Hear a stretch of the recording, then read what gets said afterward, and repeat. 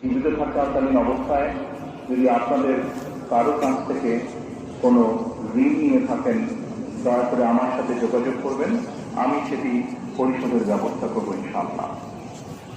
একই সাথে উনি জীবিত থাকাকালীন অবস্থায় ওনার কোনো ব্যবহারে, ওনার কোনো কথায় যদি কেউ আঘাত পেয়ে থাকেন, তাহলে অনুমার পক্ষ থেকে আমি আপনাদের কাছে ক্ষমা প্রার্থী। দোয়া করবেন আল্লাহ তাআলা যাতে ওনাকে বেহেশত দান করেন। আসসালামু আলাইকুম। আসসালামু আলাইকুম। আল্লাহু আকবার।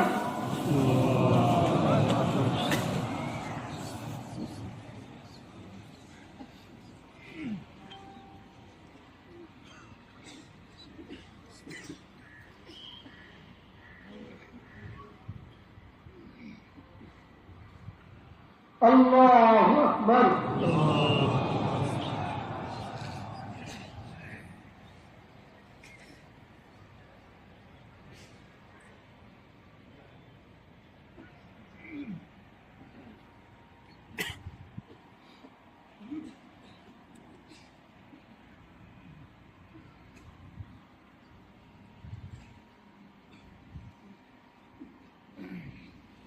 আল্লাহু আকবার।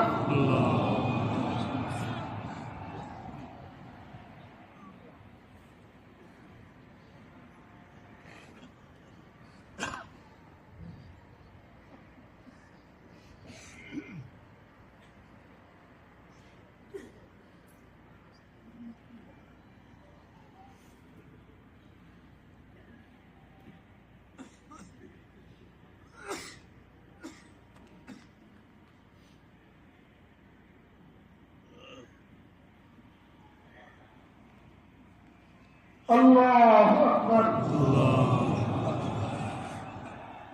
আসসালামু আলাইকুম ওয়া রাহমাতুল্লাহ। আসসালামু আলাইকুম ওয়া রাহমাতুল্লাহ।